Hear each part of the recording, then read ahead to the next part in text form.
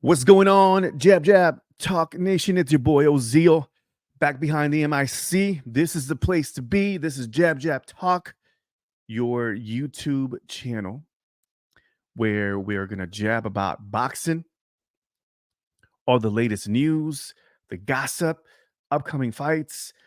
We're going to occasionally sprinkle some live streaming as well. It's been some randomness lately, but just want to let you know that I'm still the passionate Jab Talk host that is all about boxing. And I know we're trying to put this on a consistent schedule. It's been a little hectic lately. My schedule is all over the place, but I'm going to try to make sure that I keep up with just posting content here. So if you're a loyal subscriber, you know who you are. Thank you so much for subscribing to the YouTube channel, being a loyal fan, and also if this is your first time stumbling upon this YouTube channel, listen, I highly recommend that you hit subscribe and hit the notification button because I do plan on doing some more live streaming where we're gonna get the whole community vibe going, and then also be posting a lot more content regarding some upcoming fights. Because listen, 2024 is going to be a great year. I mean, we got some big fights coming up. We have, of course, Pitbull and Rolly, Ryan Garcia and Devin Haney, a big fight announcement. That's going to be in April, I believe. And we have some other fights in the works. And if I'm not mistaken, I think Beevil and Better Beef is signed as well. That'll be in Saudi Arabia. I'm not sure. Let me know in the comment section, confirm that. But I think I saw something along the lines that being confirmed, which will be another mega fight, one that we've been waiting for quite some time. Excuse me. So a lot of boxing going down this year. 2023 was a great year. 2024 is going to be a bigger year. And I wanted to jump on here to talk about all the hoopla that was happening recently, past couple of days. I've been watching, and I just wanted to jump on here and just share my thoughts and get your feedback and your opinion on this. This whole thing on what's next for Canelo. It seems like a lot of boxing fans were upset. There was this official announcement by Azteca TV where he was going to go there and announce, and there was rumors on, oh, he's gonna retire, announce his retirement, and he's gonna announce his next big fight, and we got none of that. We just got confirmation that he's fighting on May 4th, which we expected. He was in a fight on May 4th, but other than that, we didn't hear any news that to shake up the boxing world.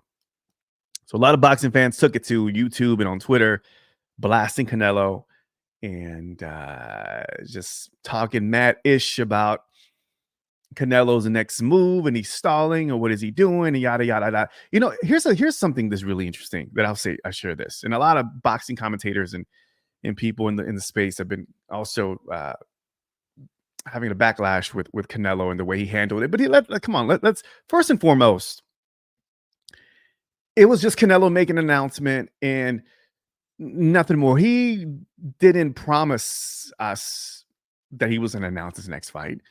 And a retirement thing was just a rumor.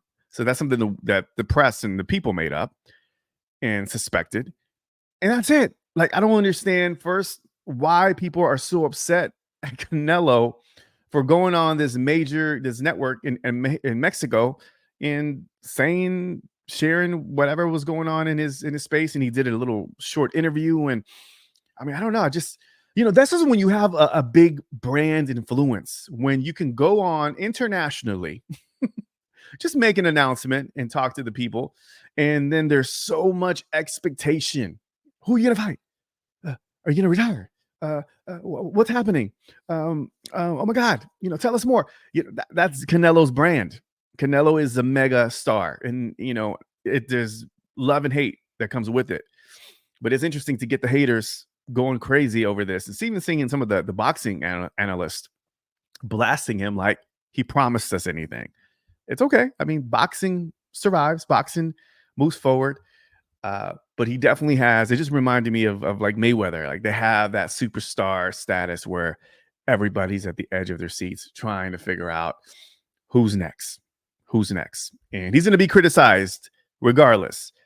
Uh, Whoever he fights, I think the only, and he's probably going to get criticism anyway. But if he were hypothetically speaking to fight David Benavidez in the next round, in the next fight in May, excuse me, then I mean, what do the critics have to say about that? I think that would be the only way to silence the critics. But I personally don't think that's going to happen. And so here's my thoughts on everything and what's happening. And I'm not here to hate on Canelo. I mean, I mentioned this in the on the channel. I'm a fan of Canelo. I like the way he moves.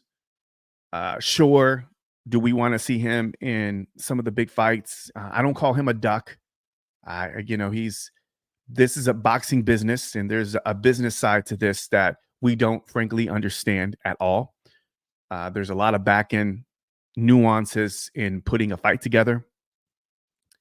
There is strategic fight positioning that happens in the world of boxing. Analysts, fans, people are very passionate about the sport. Promoters, we want to see the big fights. Of course, we want to see the big fights. They often happen a little, far down the line. They happen later than sooner, and it's frustrating. But it is what it is. It's gotten like that. And I remember, yes, the back in the days, everybody fought each other. But I remember even Mayweather, like there was a lot of strategic positioning with him as well.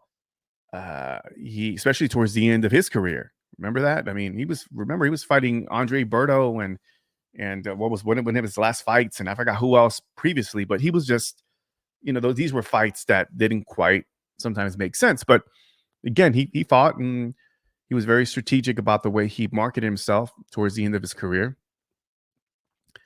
And I think that we're going to see the same thing with Canelo. I think he's going to be very strategic. I think he said he wants to fight, from what I hear, a couple more years. I'm not sure. I don't. Again, we can suspect, right? We're just sharing opinions. We're just jabbing away. We don't know, but he's very strategic about who he's going to fight. He signed a 3-fight deal with PBC. We saw him beat Jermell Charlo, and then he has 2 more fights with PBC, and then from there he goes on to the next thing. So, it makes sense that, love it or hate it, that he fights Jermall, which last time I saw, last night he was partying at a yacht or something at an island, and seems like he's partying, like a rock star. He's doing his thing. And Terrence Crawford has all of a sudden reemerged in the conversation because, his affiliation with PBC, and there's been some buzz about Crawford and Canelo. And then there was buzz around Jaime Munguia. But I don't, Jaime Munguia is Golden Boy, DAZN. And I don't know if that's because he has a contract with PBC. I don't think that's even in the conversation. That might be more of like a dream fight more than anything else for some. So what's my take on it? My take is, he's supposed to be, and then Canelo's going to be making his announcement soon. I do suspect. Here's the thing. Let me think about this. I wouldn't be surprised, y'all, that he fights Crawford next. I wouldn't be surprised. Crawford's been quiet. There's some video footage of him sparring some bigger opponents, and he can easily put on the weight and muscle to move up weight to 168. I don't think it'll be a catch weight. I don't think Canelo at this stage will do a catch weight for anybody. I think it'll be at 168. And I think he's made it very clear that it would have to be at 168 if it was Crawford. So I wouldn't be surprised. I wouldn't be surprised if that happens, and I'm not saying that's who I'm thinking it's gonna be. Jamal again, he's he said he hasn't spoken to Al Heyman. That could be, a ploy. I mean, that could, he could. That's just smoke screen. Maybe he may be, in the works as people are talking about the fight. Um, I mean, it would make sense. I mean, I just haven't seen Jamal dedicated enough to make that fight competitive. Remember, he beat Jose Benavidez clearly, but even going into it, he just wasn't the right. You could tell like his mindset wasn't right there. It wasn't dialed in, and he was actually came out and he was out of shape a bit, and he just had athleticism and has a skill set to beat a Jose Benavidez. Remember, Benavidez was going up weight, and anyways, neither here or there. It just so Jamal Charlo did his thing, and I just don't see that as a competitive fight. Uh, yeah, I don't know. So, and then there's Mungia, which again I think because of the networks, I don't think that's going to work out. But who knows? I don't think so because of the PBC deal. And then there was rumors talking about that, Canelo was leaving PBC. Just a bunch of stuff, right? So the truth is, all I'm saying here, y'all, is we don't know. I don't know. We can just only suspect what's happening. I think if I were to pick who it would be, I would say Jamal Charlo, and then David Benavidez in September. I don't think it's Benavidez, although Benavidez has been kind of quiet, but I don't know if it's Benavidez simply for the fact that Canelo did make, I think he was on an interview, and somebody asked about the Benavidez fight, and he says, "Well, I'm not scared." And he says, "Sometimes you got to let, some fights cook a little bit longer."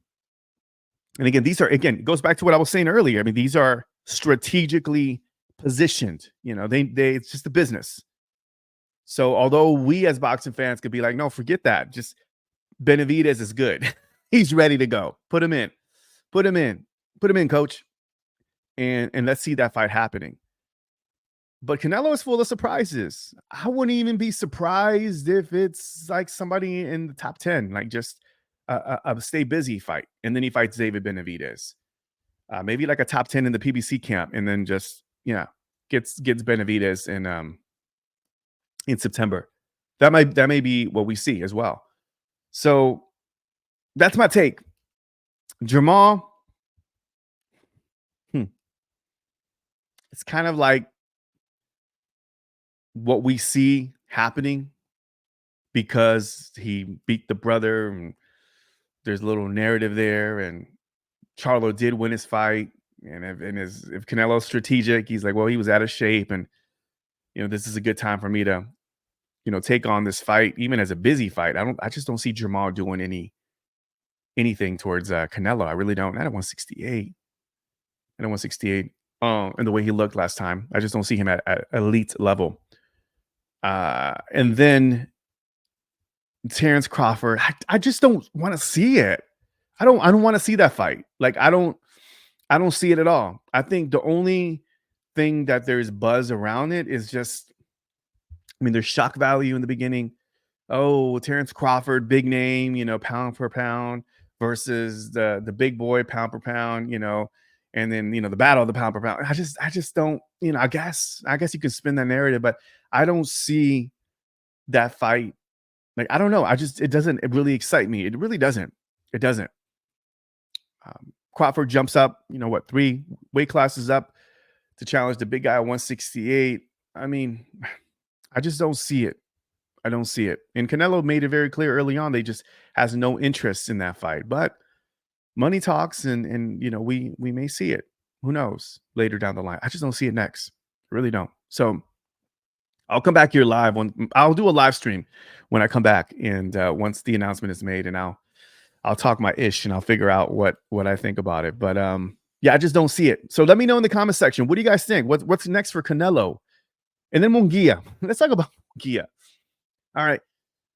Munguia is, man, I may be the only one to say this, and I'm gonna say I just don't see anything special with Jaime Munguia. I really don't. I know people are saying that he's getting better. Yeah, maybe he's getting a little bit better. Um, I just don't see I don't see him beating Canelo. I mean, I don't think Munguia would beat David Benavidez. I think when it comes to the elite level, I don't think Munguia is nothing special. He's an above average, maybe slightly average or slightly above average rather fighter. I don't see anything special for Jaime Munguia, and I honestly feel that Canelo would wipe out Jaime Munguia, very much like how he did to Julio Cesar Chavez Jr. I think it'll be that type of Mexican showdown. I think it'll be one dimensional, and I think I see Canelo, beating Jaime Munguia in the 7th or 8th round, late stoppage. Munguia can take some punches, and he's durable. So I think it'll be an interesting fight. I would watch that fight though. I mean, I would watch it. I think it'll be exciting to see Canelo against Jaime Munguia, but I just don't, you know, it'll be. I know Golden Boy wants Canelo to go down, so that'll be fun to see what happens there. But yeah, I just don't see it. I don't see it, but that could happen later down the line. We'll see. So that's it, guys. That's it. I just wanted to kind of get on here and talk about what's my thoughts on the Canelo. I feel like Canelo, and letting you guys know. I mean, there was really I just wanted to talk about it. I feel like I don't have an official announcement or a prediction for this one. So sorry if I let you down, but that's not why I wanted to come in here and shoot this video. I just wanted to just simply just say hello and kind of share my thoughts and say, hey, listen, y'all, Canelo's coming back May 4th, 2024. It's going to be exciting, whoever he fights. Obviously we want to see him against David Benavidez. If it doesn't happen, I think we'll get that David Benavidez fight sooner than later. I don't think Canelo's running from him. I think it'll happen. I just think it's all about just strategic timing and seeing how this unfolds. So we'll see. Let me know in the comment section down below. Who do you think Canelo will fight on May 4th, rather? And let's keep it going, guys. Please feel free to share, like, subscribe to the YouTube channel for more content like this. I'll see you guys soon. All right. Jab Jab Talk. Peace.